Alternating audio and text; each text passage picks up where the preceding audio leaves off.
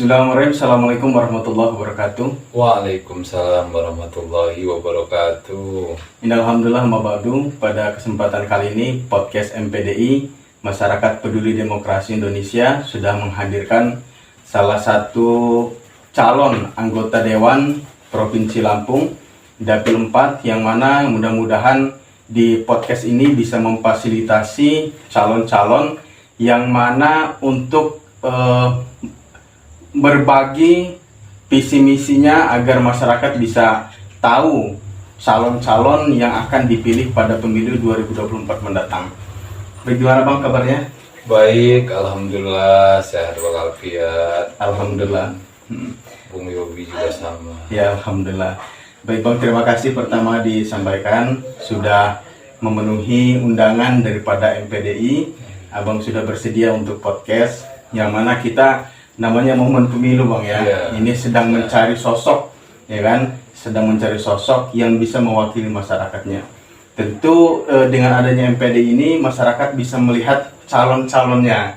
Nah mungkin setelah dari Bang Edi dari PKB Bang ya, mungkin bisa dari yang lainnya gitu untuk bisa berbagi tentang gagasan dan lain sebagainya, cerita-cerita tujuan daripada mencalonkan diri. Baik Bang, sebelumnya Abang sebelum mencalonkan diri sebagai calon anggota Dewan Provinsi Lampung, apa kesibukan Abang? Ya, dalam hal ini saya ini kalau kesibukan sebagai pendamping desa di Provinsi Lampung.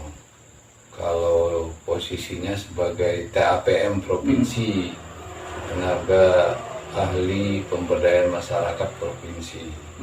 Pendamping desa di Provinsi Lampung. Masih Bang sampai hari ini ya? Alhamdulillah masih sampai hari ini. Gitu. Tidak ada aturan yang tidak memperbolehkan Bang ya? Alhamdulillah sampai hari ini belum ada. Nah, menarik Bang ya, Abang sudah di TA Provinsi, masyarakat umum mengira itu udah mapan kan untuk ukuran masyarakat, pendamping desa provinsi udah mapan. Kemudian Abang memberanikan diri untuk mencalonkan diri sebagai anggota Dewan di Provinsi Lampung. Kira-kira apa yang memicu Abang sehingga ingin mencalonkan diri sebagai anggota Dewan dari Provinsi Lampung dari Partai PKB ya? Iya. Partai PKB. Nah, pertanyaan ini agak menggelitik ya. Karena bicara tentang motivasi ya. Motivasi kalau dalam sisi pekerjaan mungkin ini pekerjaan sudah ada kan, tapi motivasinya bukan hanya sebatas bahwa menjadi anggota DPR itu menyangkut tentang pekerjaan, tapi bagaimana kita setiap individu yang punya hasrat di politik, hasrat mengabdi untuk masyarakat itu semestinya itu bersama-sama untuk berjuang menjadi anggota DPR.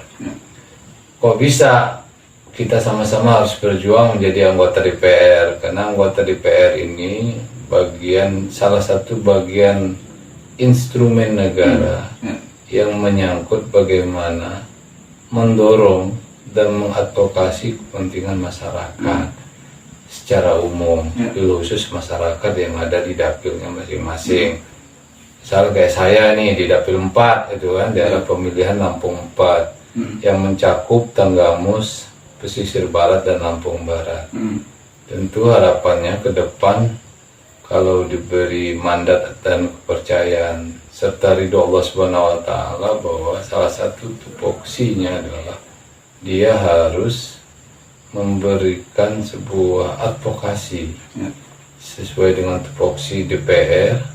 Ada 3 komponen tupoksi DPR itu kan, yang dimana harus masing-masing individu dari DPR itu harus paham itu, karena posisi pemilu ini kan sangat penting ke depannya, nggak hanya ke depan ya, tapi setiap 5 tahunan sekali, karena bagian dari sebuah evaluasi, bukan hanya evaluasi secara kenegaraan, tapi menjadi evaluasi bagi rakyat atau masyarakat secara umum.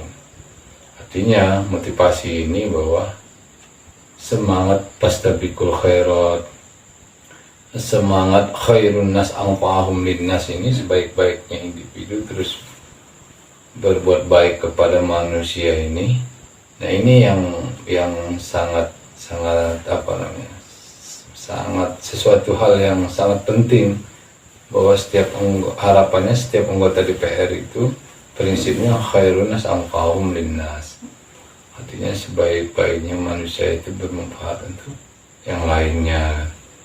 Nah, tentu hal ini menjadi sebuah sebuah motivasi, sebuah spirit secara bersama-sama, tidak hanya kita sebagai calon anggota DPR, tapi ini menjadi spirit rakyat juga secara bersama-sama, bahwa rakyat sebagai pemilik populi pokdenya, suara rakyat, suara Tuhan ini itu diposisikan sesuai dengan semestinya gitu. Nah, artinya bahwa saya secara individu ingin terus-menerus berbuat baik kepada masyarakat yang lebih besar tentunya kan itu. Ya. Luar biasa memang Bang ya. Artinya dari pekerjaan ini belum tentu bisa menampung aspirasi dan menyampaikan, tentu harus di anggota dewan itu salah satunya ya, perantaranya untuk menyalurkan aspirasi. Selama di provinsi, di pendamping desa mungkin sudah menganalisa beberapa problem lah yang ada di masyarakat Lampung ini. Nah, kemudian kalau untuk visi misi besar Abang itu apa sih Bang kira-kira? Nanti jadi anggota dewan misalkan di Provinsi Lampung, yang menjadi visi misi Abang ke depan itu apa? Visi misi jika terpilih dan diberi amanah masyarakat menjadi anggota DPR, karena saya ini kan sebagai pendamping desa ya kan. Di tagline kami sebagai pendamping desa itu kan desa membangun Indonesia. Artinya bahwa mulai dari cara berpikir, niat, hati adalah berangkat dari desa gitu kan. Nah, tentu para pahlawan kita kayak Bung Hatta dan sampai hari ini bahwa kebijakan pemerintahan pusat, bahwa Pak Jokowi dalam kepemimpinannya ingin membangun Indonesia dari pinggiran, artinya dari desa-desa. Sama kayak ada kalimat lain bahwa terangnya ibu kota, jika lilin-lilin kecil yang ada di desa-desa itu pada tidak hidup atau redup, maka kemewahan yang ada di kota tidak memiliki makna apapun untuk kepentingan secara nasional. Dan sebaliknya, jika desa-desa ini, lilin-lilin kecil ini hidup dan terang, maka ini akan menerangi seluruh Nusantara atau seluruh alam semesta yang ada di Republik ini ya. Tentu ada beberapa hal yang menjadi penting ya.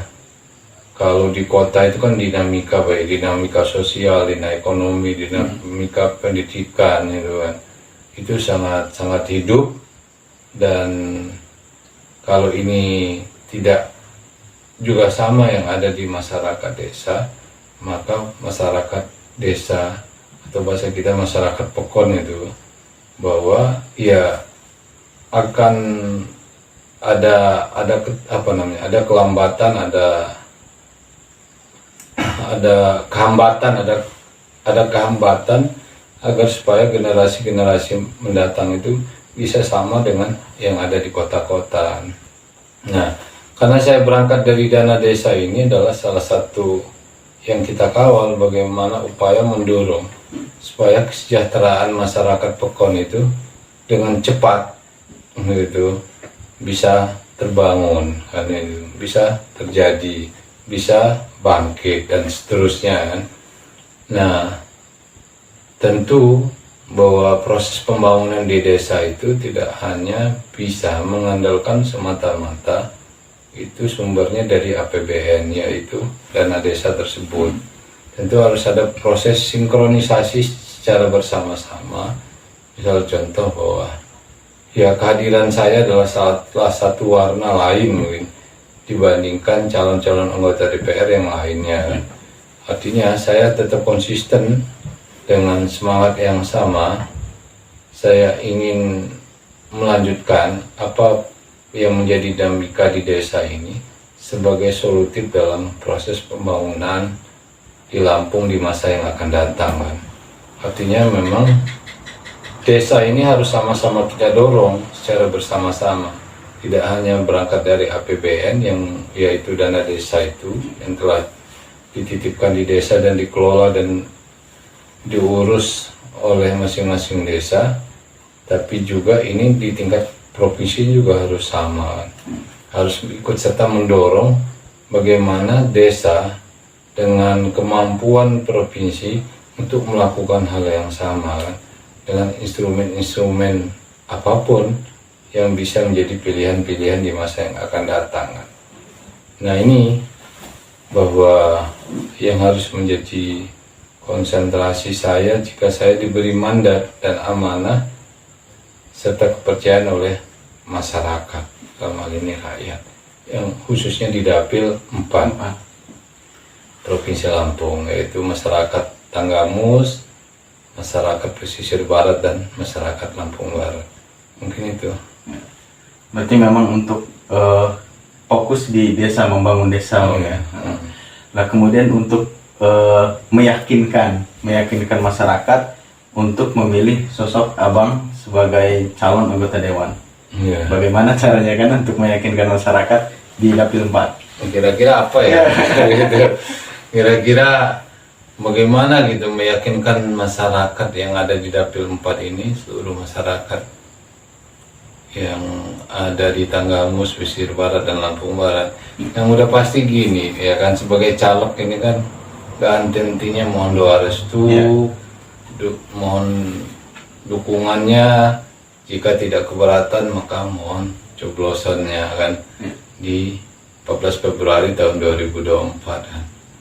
Nah bahwa bentuk-bentuk kita meyakinkan masyarakat salah satunya adalah kita harus terus-menerus melakukan proses silaturahim kepada masyarakat, baik itu tokoh, para kiai, para masai, para ustadz, tokoh pemuda, tokoh pemudi, para bunyai, tokoh perempuan, semua lah pada prinsipnya bahwa kita harus terus-menerus bersilaturahim, berkunjung agar masyarakat terus-menerus bisa mengenal kita.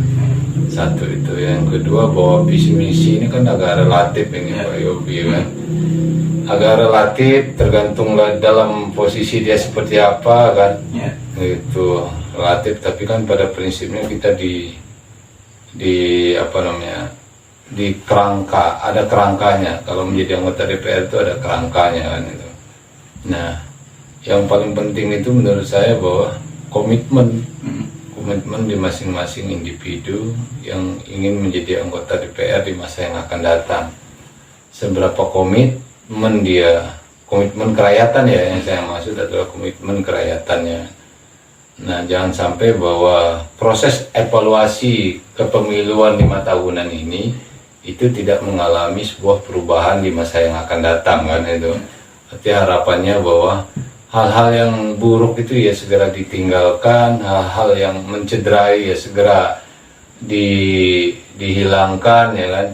Mari kita sama-sama membangun proses demokrasi di masa yang akan datang itu benar-benar luber, benar-benar jurdil ya kan, sehingga aspirasi masyarakat ini betul-betul diberikan kepada individu-individu calon anggota DPR yang yaitu tepat sesuai dengan keinginan di masa yang akan datang. Mungkin itu. Ya. Terakhir Bang, untuk harapan Abang kepada masyarakat untuk pemilu di 2024 mendatang. Ya harapannya kita berharap bahwa setiap pemilu ini selalu ada golputnya dan relatif besar. Itu golputnya 20-25% rata-rata begitu kan.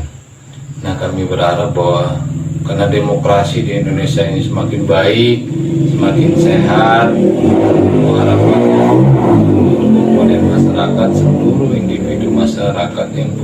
terpilih untuk betul-betul bisa berpartisipasi dan hadir pada hari yang sudah ditentukan, yaitu 14 Februari tahun 2024. Atau itu yang kedua, kami berharap kepada kaum muda ini, karena kaum muda ini relatif sangat besar pemilihnya, gitu. Tentu kami berharap bahwa ini terlibat untuk bangsa, terlibat untuk provinsi, terlibat untuk kabupaten, dengan suara mereka masing-masing individu, karena suaranya sangat penting dan dibutuhkan bangsa di masa yang akan datang.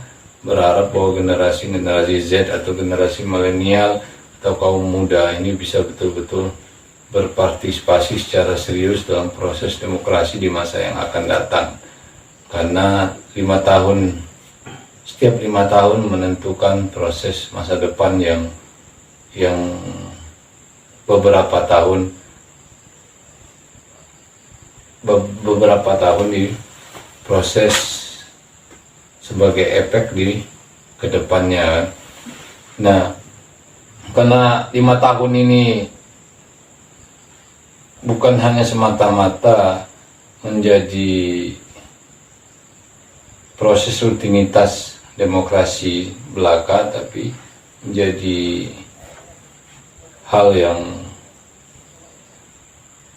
yang prinsip bagi kaum muda dalam konteks menentukan arah bangsa di masa yang akan datang kan. Apalagi kan pemilu ini kan, kita ini pemilu serentak ya, termasuk menyangkut tentang presiden dan wakil presiden, itu serentak kan. Kalau kayak seperti kaum muda tidak hadir dalam atau tidak terlibat, tidak mengikuti proses kepemimpinan nasional, proses evaluasi nasional, proses demokrasi yang akan datang, itu sangat disayangkan. Karena 5 tahun bukan hal yang cepat, karena 5 tahun ini relatif panjang. Satu itu, yang kedua, hasil dari 5 tahun ini bisa berimplikasi beberapa tahun selanjutnya. Itu kan bahaya kan. Sementara peradaban ini tidak menunggu besok, tidak menunggu nanti, tapi proses peradaban ini sangat cepat. Dan anak-anak muda ini kan sangat paham betul tentang itu. Mungkin itu yang baik. Terima kasih Bang ya atas pesan yang disampaikan kepada masyarakat dan juga kaum milenial atau generasi Z, dan mudah-mudahan ini bisa mengedukasi dari masyarakat Provinsi Lampung, terkhusus di Bulo, yakni di Tanggamus dan juga pesisir barat dan Lampung Barat. Mudah-mudahan nanti kedepannya ada juga para calon-calon lain yang hadir di MPDI ini, di media MPDI, untuk sharing agar masyarakat tahu, paham dengan calonnya, kira-kira begitu. Kurang lebih begitu Bang Edi ya. Sekali lagi terima kasih. Saya Iri dengan Suratul Mustaqim. Assalamualaikum warahmatullahi wabarakatuh.